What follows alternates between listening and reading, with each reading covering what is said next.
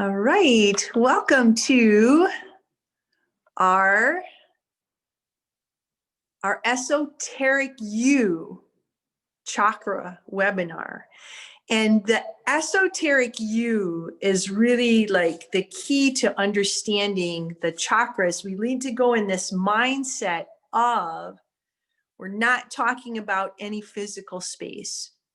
We are talking about what's sometimes called esoteric anatomy, to be able to look at ourselves from thoughts and feelings, okay? And a lot from feelings. So I want to start this out with a statement that I put in the beginning of all my yoga teacher trainings. And this is, to me, this is this embodiment of what we're talking about when we're talking about our esoteric self. It is through this body that we've been given that our soul experiences the world. By deepening our knowledge of our body and our mind, our soul, we gift our soul a richer experience in this extraordinary world. So basically, that's kind of taking yoga philosophy, right? Which says that, and it's not the only place where this is, but that the soul is a continuum. This lifetime is just like we're on this continuum. We drop in for a very short time from the life of our soul. We drop in into this lifetime. And when we drop in, we get this body and we get this mind so that we can experience the world. And so it's through this body we're gifted. And that's one way to think about it, is we're gifted. Our soul is gifted this body and this mind in order that we can have experiences in this world. And so it's like with yoga philosophy and kind of all things that go with that way, the way we take care of our body and the way we take care of our minds dictate how we will experience this world. So a lot of you know, I talk about this often, you know, I've had challenges. I just finished a podcast, right, with my challenges of addiction and depression.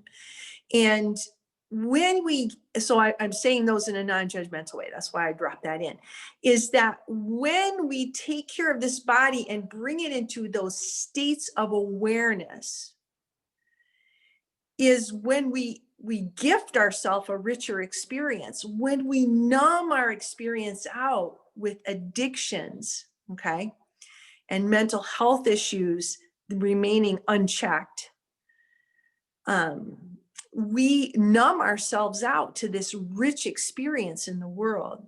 And the chakras are a way to help us diagnose that experience, whatever it is, to diagnose it and to get some clues on how to maybe make it richer, so that in this lifetime, this one little, like the kindergarten of our soul or whatever, we can really distill everything that we need to learn. And even the way the chakras are set up is that learning curve is to understand and get closer to this energy we call the higher energy or God, or the great, the great blast of the universe, however we define that. And that in this lifetime, that is the experience that we want to understand. And through grasping through this body and this mind to understand this sense of, and I'm just going to use the word God, this sense of God, we develop our characters. We developed our sense of passion and purpose through this understanding. So that's what the deep work of the chakra system.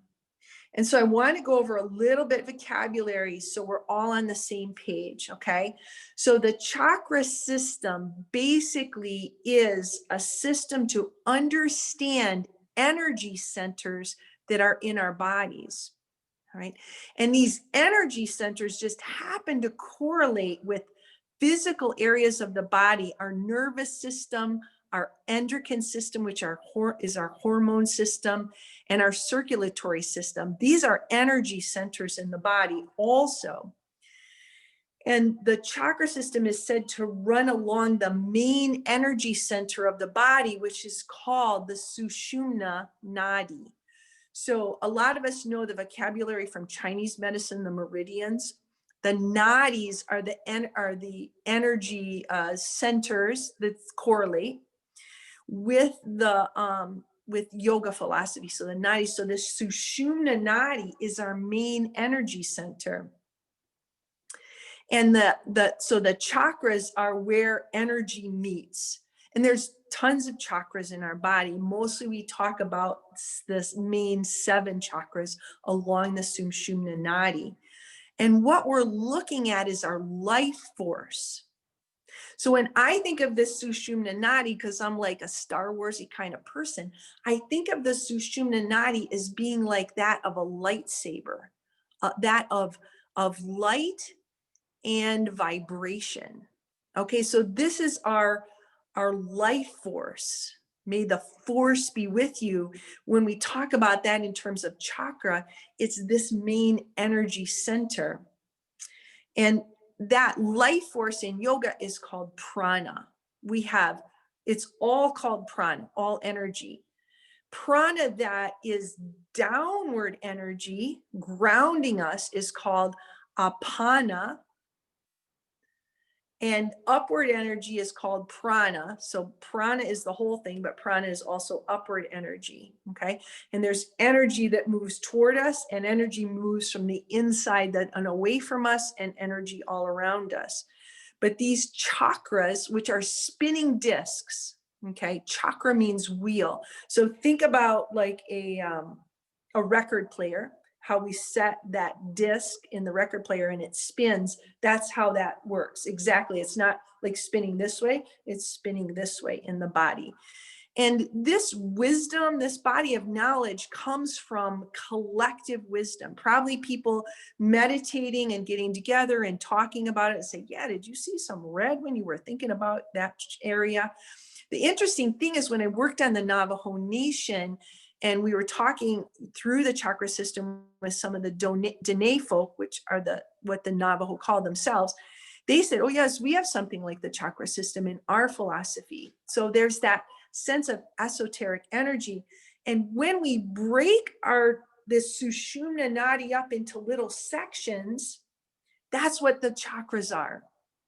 So that we can analyze it. Like I can sit here and go, my Sushumna Nadi feels on. My inner lightsaber is turned on. I am feeling powerful. And that's one of the things that, like, when I teach a yoga class, I do try and bring people into their personal power, their prana, their energy. Okay. And so sometimes that energy will get stuck somewhere. And that's when we go into the chakra system to say, I'm feeling like I have something a little stuck. And we can analyze that area, okay? So I have some pictures for you. So there's wonderful mythology around the chakra system. So I, today, instead of putting no, that's the wrong button, Nancy. Instead of putting a PowerPoint together, I drew some pictures. That made me super happy today. So can you all see that? Can somebody unmute and tell me yes? Can see that? Yes, we can see it. Yes. Okay, thank you, Lucia.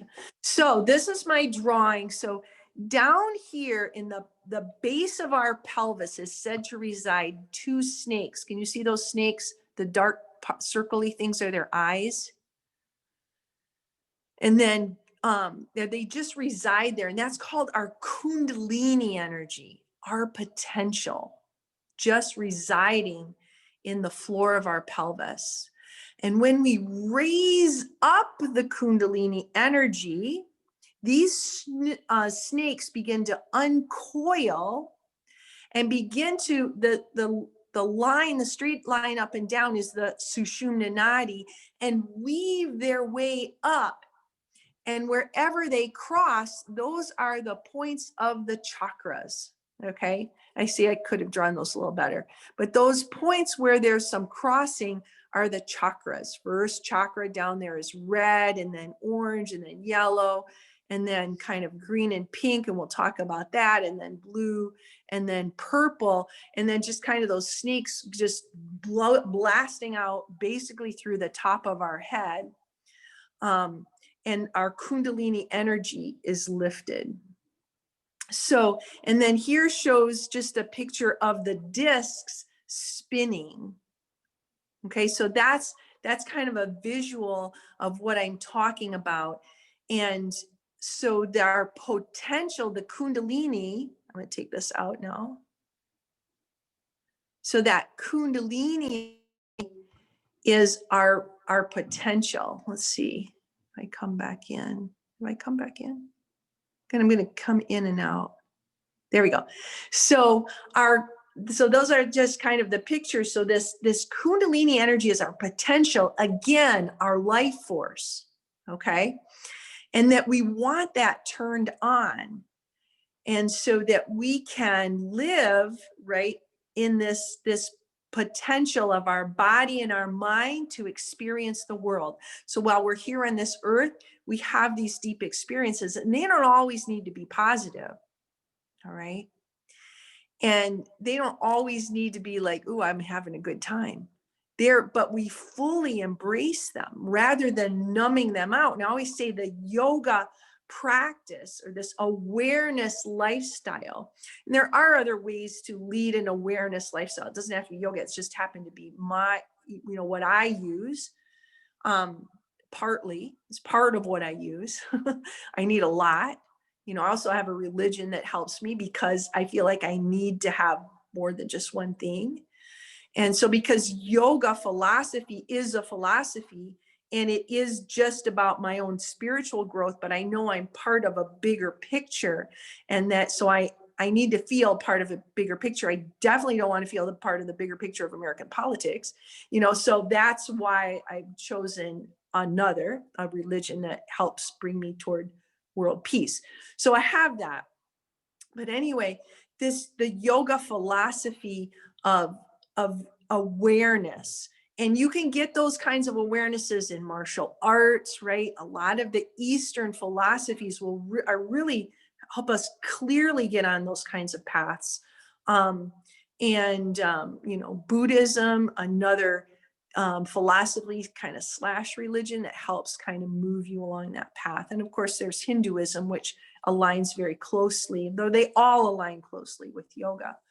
So when we're in this place of, I want to live my full potential, the chakra system is one way that we can break up the energy into bite-sized pieces so that we can understand what's going on. And we don't have time in this webinar to go through each of the chakras because it's a large body of knowledge. Okay. But we can kind of run through them pretty quickly here, which I'd like to take the time to do. And so your first chakra energy, and every time we talk about our chakra, it comes, the philosophy is that there's maybe for some people a color that they can meditate on. There's a sound that comes from really old philosophy. There's like the energy of it. There's food that will affect it. There's exercise that will affect that chakra energy. There's meditations, guided meditations that can affect, like bringing that area into full awareness. What pulls it away is stuck energy. Stuck energy can come from traumas, excess stress, excess stress, which all sometimes numbs us out, and from emotional baggage. Okay, so we can kind of then that's again this big long learning picture. But just very briefly, like your first chakra energy is like your sense of community and your sense of family, and things that we can become aware of that we're having first chakra issues. Oftentimes we have stuff going on with our legs, maybe our lower GI. It could be even be fertility issues. Okay. And those also go with second chakra energy. So that when we feel off in that way, okay. And then your second chakra energy is the energy about relationships to your creativity, which I got a really nice hit from making those drawings today. I was like, instead of like looking for pictures on the internet, to actually sit down and get some my creative juices running.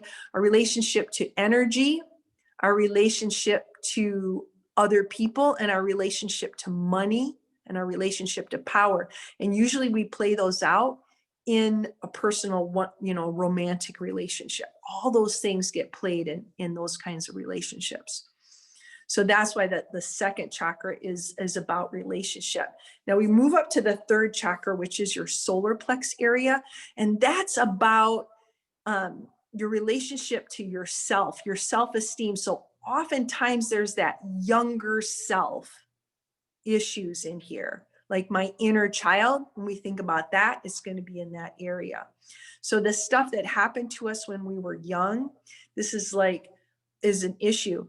Sometimes when we get deep in and look at our digestive system, we tend to go back into how we were nourished as a young one, okay, or not nourished. All right. And where we held tension, maybe when all these lower chakras are holding, the tension we held in our stomach area and things like that, that's become chronic. And they don't all have to go back to younger days. They can have come about from adult stress and trauma too. And then we get to the heart chakra, which is the middle chakra. That place which the upper chakras and the lower chakras meet. And of course, these are things of the heart space. What's in the front of our heart space and a lot of what's tucked in the back of our heart space. Again, old challenges that we've just tucked back there, hoping maybe we don't ever have to ever deal with them in their life. But when our heart space feels stuck, we lose that interaction of deep love. And then our throat chakra is the chakra of our willpower, our self-expression, our authenticity. I know for me, when I was going through my first divorce, this felt like a cement block, and it just didn't go away until it kind of went away. Luckily, I had an amazing therapist who helped me kind of deal with, but I'd been holding back for so long, my hurt, my anger, my disappointment, right? And keeping it in. And that all goes right into your tongue, okay? And so we can have physical feelings, but it's like tension. So when our body, our feelings are manifest because our body has tension in it or numbness in it. We've labeled our feelings. Like when our body goes into a certain posture, a certain something, we label that anger. We label another one disappointment. This is my heart tells me, my gut tells me. This is when we're actively participating in the chakra understanding, but maybe we don't have the language. And that's what this system does, is give us a language, right? To analyze this. All right.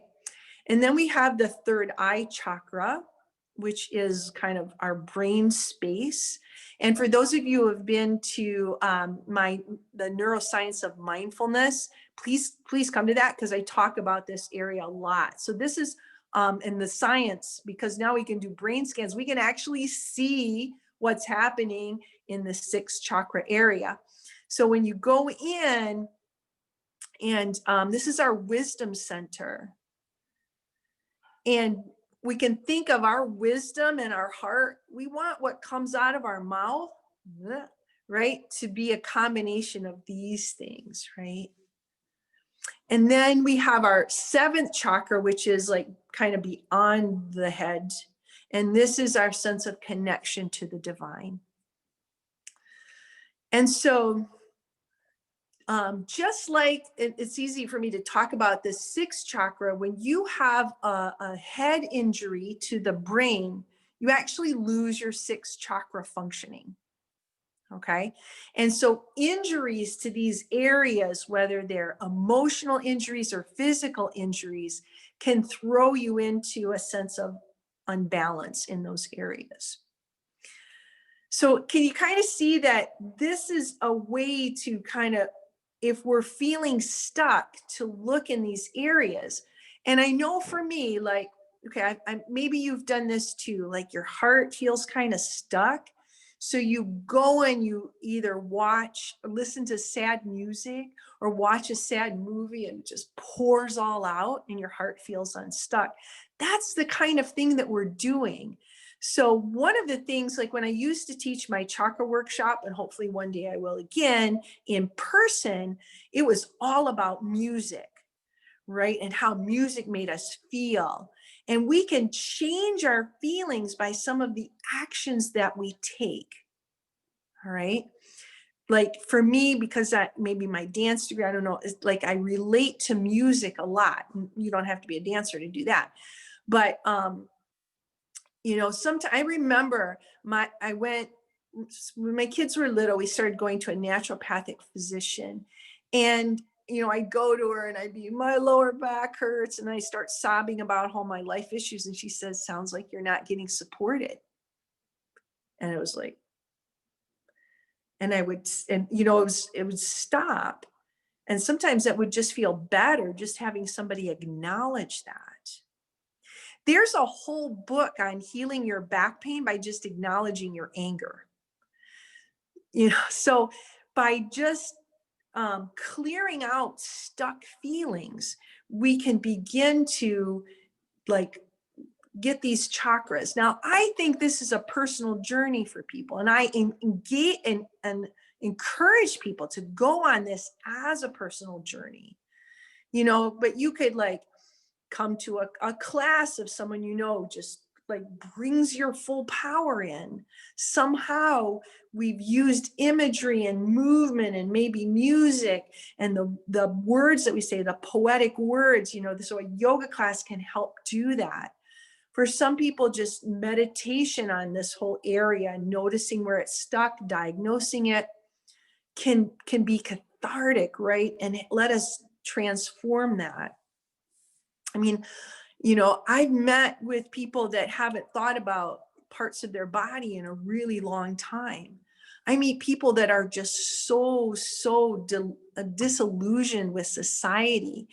And when we can help them figure out how to find a group of people, or maybe their family has hurt their feelings and they don't feel connected. But once you get that grounded feeling of feeling connected to the earth, you can, you know, feel that. Yeah. And Lucia just brought up, she put tapping as a way to do that. That's an amazing practice. It's like magic, right? As a way, like merging, tapping with the chakras, amazing way to facilitate that healing process. So, and so when you take some time and check in with your body and notice the different parts of your body and where they feel stuck, you know, you can simply just kind of slow down and say to that part of your body, like to your heart, or let's use our deep belly. What do you need? What do you need? And just sit and ask the question over and over and over. And then let your intuition, whatever your intuition says, right? I remember one time I was feeling pretty dampered down. And this was when I was in my early 30s. And I just felt like my whole energy was dampered down. And we didn't have a lot of money, but I kept having this thought of something I wanted to do. Like up in my brain, there was just this creative thought. And I decided, and we didn't have a lot of money, seriously, I took $10 out of the grocery money, and I felt really bad about it, but I bought the supplies I needed, and I made myself this box with beads on it. And it was quite beautiful. And then I started to step into my courage more. And this was part of helping me actually get out of the situation that was feeling so stuck in my throat. So this is like a throat chakra thing of me like stepping into who I really wanted to be. And then in my 30s and little into my 40s, I made about a quarter of my living out of art, but I can pinpoint it to that one time where I felt so uncomfortable. And I just sat and followed my intuition. And from that little small act, it got bigger and bigger and bigger until I was buying more professional art supplies and I was making watercolors and some sculptures. So when we sit back and just tune into what do we want and what do we need, what part of our body feels stuck, right?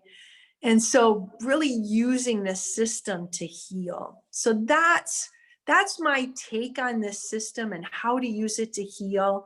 And I'm wondering if anyone has any questions.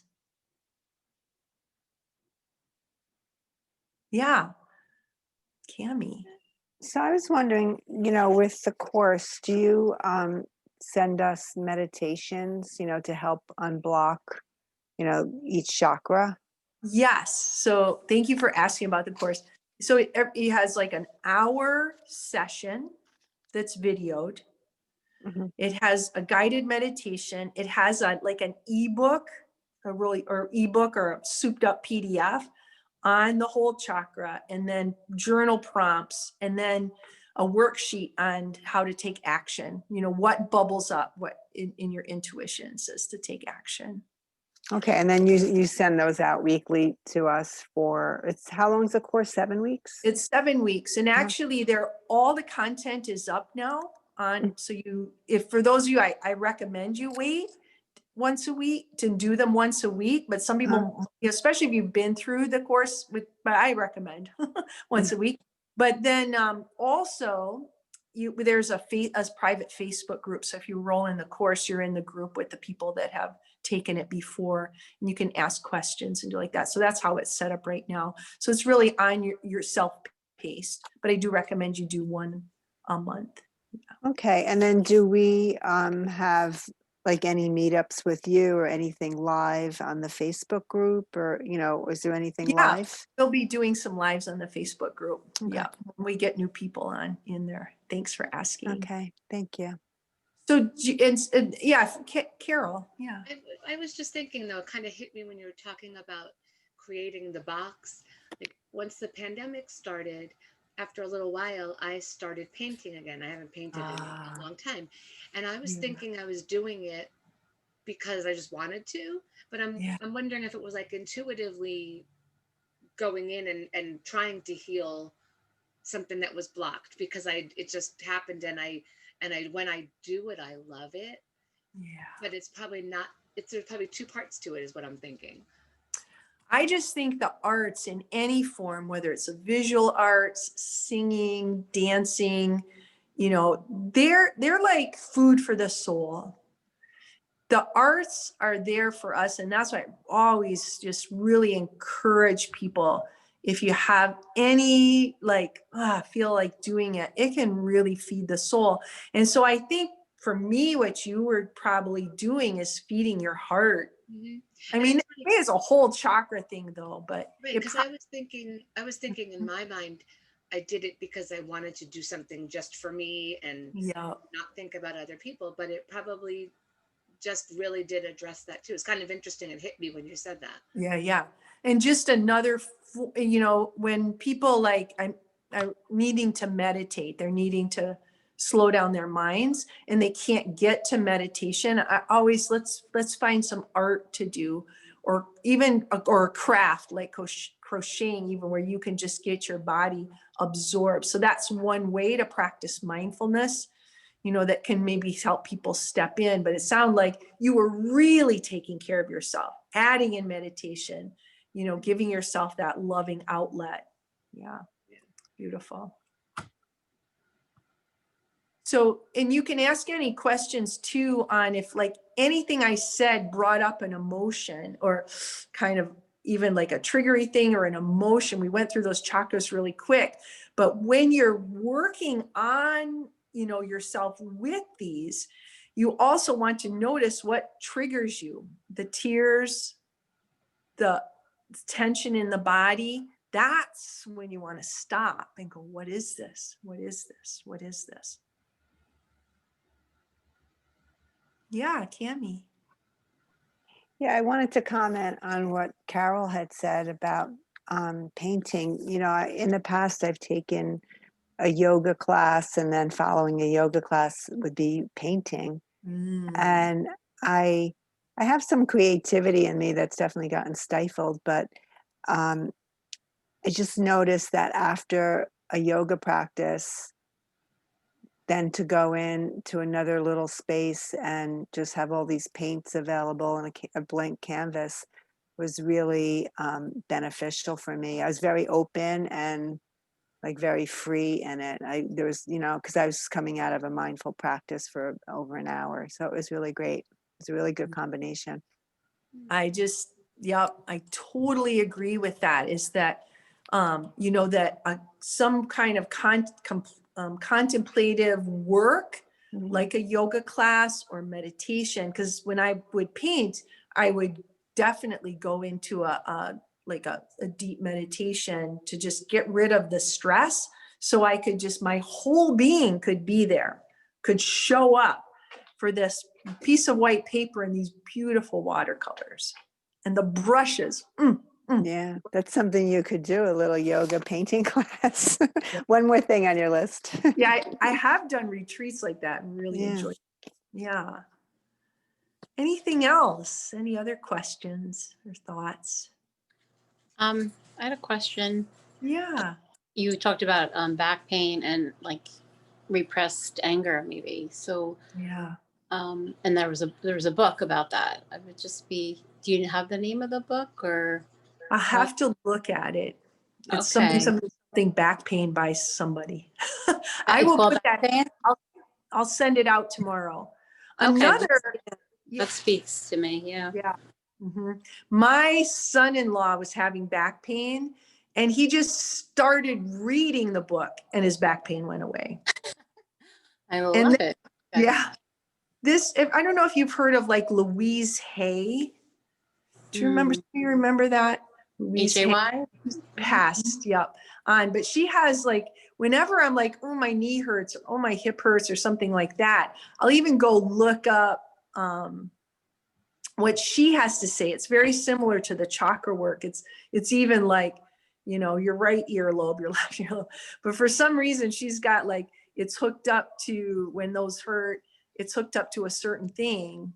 And interestingly enough, whenever my knees hurt, and they've hurt on and off, and I've healed them from hurting really badly too, to the point where I could barely walk, and now I'm running. Okay, thank you, Lucia. You Can Heal Yourself by Louise Hay. And to go and look and see what Louise Hay has to say about it. And these are moving your life forward. And so every time I have those issues, to go and go and just think about it. Sometimes it resonates. I think more than often it resonates. And sometimes it's like, it doesn't resonate at all. So that it's this more esoteric than just our medical system, which just plunks us into just this physical thing that isn't connected. I mean, some doctors do. They'll say, what's your stress level? But this takes that onto that really deeper level. It's amazing. Yeah. Yeah. Thanks. Yeah, Carol. I have another question. It's probably, you may not be able to address this now, but if you can give me just a capsule, what is the point of the chakra stones? Some people really resonate with those. I must tell you, I don't. Okay. Some people will just find a stone and take this rose quartz and put it on your heart, and then they'll feel a sense of healing. So it's not something I resonate with. Yeah. Okay. Yeah. I just have to show you. My daughter brought this back for me. Isn't that pretty? That's beautiful. It's got a crystal in it. And so I put out, in my course, I put out a playlist, and some people don't resonate with that. So there's different, you know, and some people doing the chanting, Lam, Ram, you know, like there's a certain, it's called a seed sound that goes with every chakra. And they'll just say like Lam, Lam over and over and over and chant it and they'll feel better. That doesn't resonate with me. All right. So what resonates with me is my physical yoga practice. I'm a really physical person. I've always had careers that were really physical. That fits in with me, right? And so someone who's just magically got a magical singing voice, that all might resonate with them. Maybe if I sat for a while and worked with those seed sounds, they would. Some people do, like the colors. Like I was like, they're nice, but it doesn't resonate with me. Maybe if I sat and really, you know, got an orange glow in the floor of my pelvis for a while, or, you know, green, like had the heart or something like that, it would, but I've never taken the time to do that. But if the stones, if you resonate with stones, then they probably would work for you. Could be I'm just kind of, sometimes I think I'm a little dull. Because some people are just like, oh, these stones and oh, this essential oil. And I like the smells of essential oils, but they don't often bring me to a place of deep healing. So that's why there's so many ways to kind of figure out how to get help. Some people, the best help they might be is like talk therapy. Some people movement therapy, you know. So there's luckily a lot of ways to get that you know, that what resonates with you. And that's why this needs to be such a personal journey. You know, I've had people like take the course and say, oh, I didn't really like that music. That must be why I have problems with my first chakra. And like, no, it's okay. That's just me. So really take this on. And always in my teaching, I have this style of not top-down teaching. Somebody told me that this rose quartz, if I put it on my chest and wore it as a necklace, it would heal. Well, it might or it might not. But you personally get to decide. And our culture is unfortunately so used to this top down, some guru, some doctor, someone of authority telling us how, if we would do this, we would feel that. But this yoga therapy approach is to help people with questions and with information and giving them space and time and invite them to figure it out from their own deep self, to have that personal journey. It's a spiritual journey. All right. And so that's where I'm coming from. If it doesn't resonate with you, maybe it will some other day and maybe it never will, but that doesn't mean a thing. All right. Anything else?